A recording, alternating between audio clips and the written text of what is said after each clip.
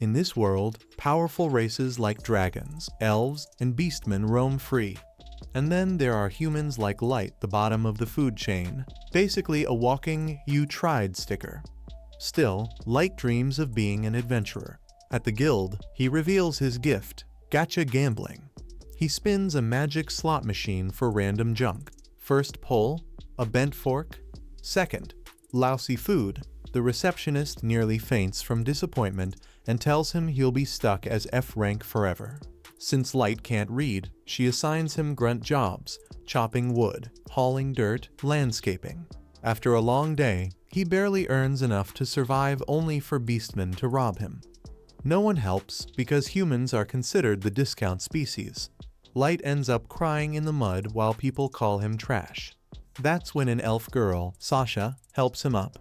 She introduces him to her team, the Concord of Tribes, a party of all 9 races whose mission is ending discrimination. They invite Light to join as their token human. At first, he just carries bags, nearly dying to a snake within 10 minutes until Sasha saves him. She fusses over him while the team teases her. Things look fine until one dungeon trip. They stop at a narrow path. Light thinks it's break time, but instead, it's banishment time. The party suddenly insults him, calling him useless trash. Their unity goal was a scam. They only recruited him because his gacha skill might evolve into something like the legendary maestros. But since the higher-ups lost interest, they're ordered to get rid of him.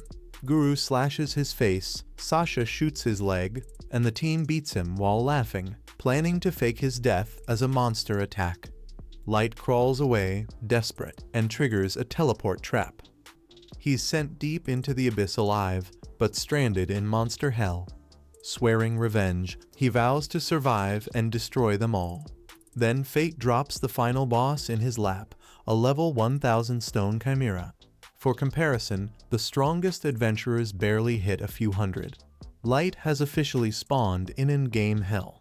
Terrified, he spams his gacha skill. Normally, it spits out forks and scraps, but this time, boom. Instead of another broken spoon, the wheel spits out a maid. She deletes the chimera in one hit like it was background noise. Light just stares, jaw on the floor, while the maid kneels down, gently heals his wounds, and calls him master. Her name is Mai, the ever-seeking maid, and she casually drops that she's level 9000. Yes, that number. Turns out, she's an ultra-rare summon from his supposedly trash gacha skill, and now she's bound to serve him forever. Mai then scans his ability and explains the truth. His gacha isn't worthless at all. It can be used infinitely, and the rewards scale depending on mana density. On the surface, with weak mana, his chances of pulling someone like her were basically zero. But down here, in the dungeon's abyss, Jackpot City, in short, his trash skill is secretly broken. Light, still processing, starts raging about how the Concord party betrayed him, slashed his face, shot his leg, and mocked him like garbage. All he wanted was to help his family, and instead, he was nearly murdered for being human. Mai hugs him, tells him to stop crying, and casually offers to bring her master a tray of traitor heads within the hour. But Light says no, not because he wants to show mercy, but because he wants the revenge himself. He admits he was too weak before, but now he's determined to grow strong enough to crush them with his own 2 hands. Mai, instead of laughing at this squishy underdog dream, swears she'll do everything in her power to make him strong enough to take his revenge. A traveling tradesman spots a noble lady sitting on a bench, happily munching on a sandwich that looks mouth-wateringly good. Tempted, he asks if he can try some. The lady, generous as ever, doesn't just share, she whips one up for him from her picnic basket. He takes a bite and is instantly amazed. Delicious, so he asks her for the recipe. Big mistake.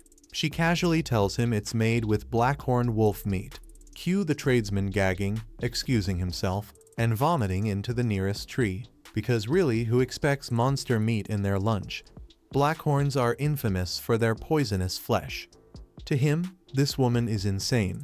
But she's not crazy, just dedicated. She worked hard to process the meat so it's safe.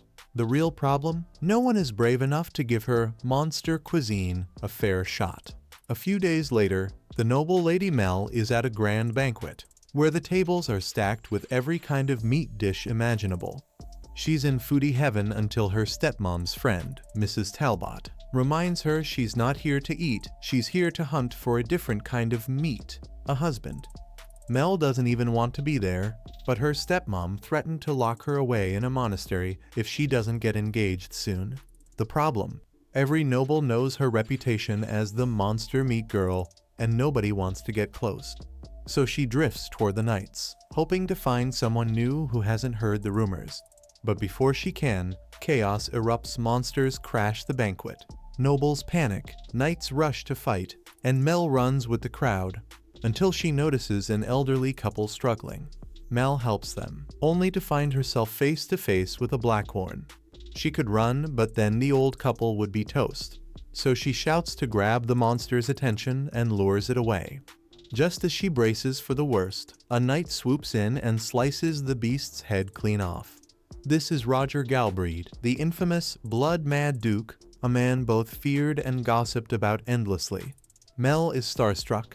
Forget the scary rumors, this guy is hot.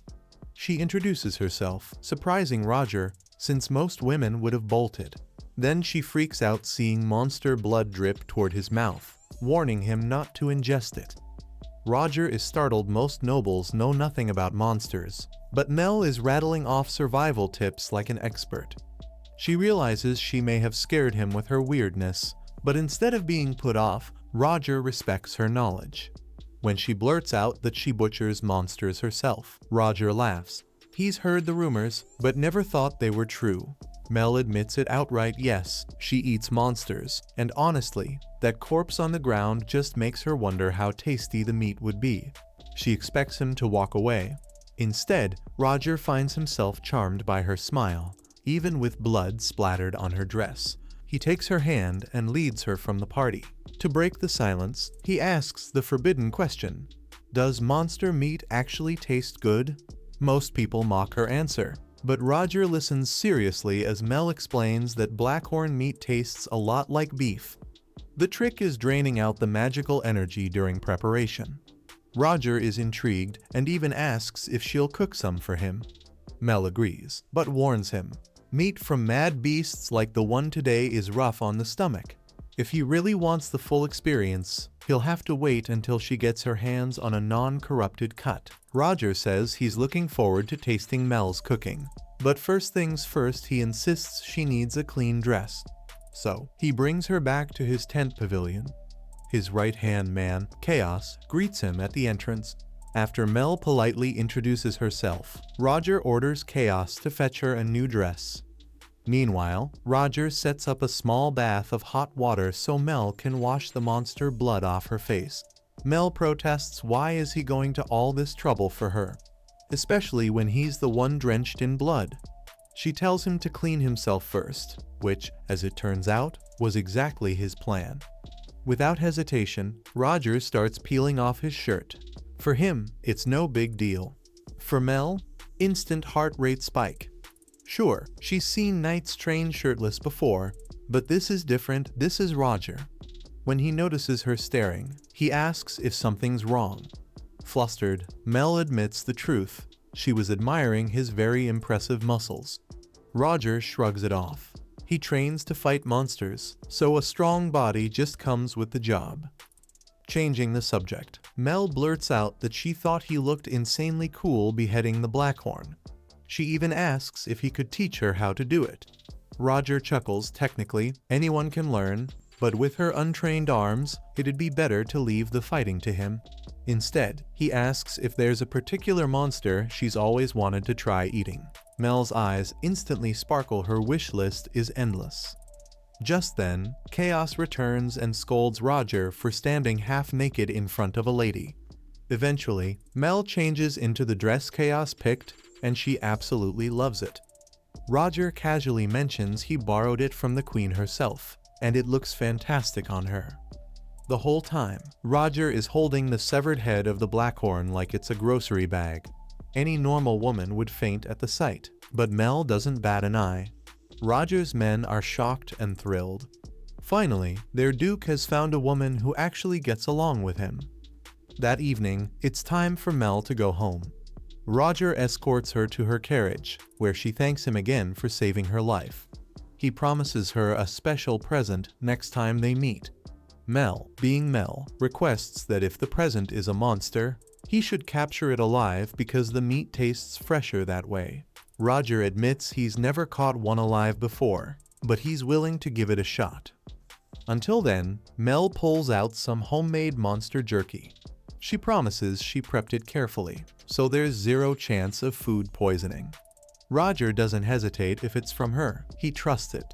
He takes a bite and is surprised by how good it tastes. Chaos panics, scolding Roger for eating untested food. Roger tells Mel he's excited to see what else she can cook up. And that's when she lowers her head, tears welling up. For the first time ever, someone actually respects her strange hobby instead of calling her a freak. She wipes her eyes, pulls herself together, and says goodbye to Roger. Deep down, though, she's already counting the days until they meet again.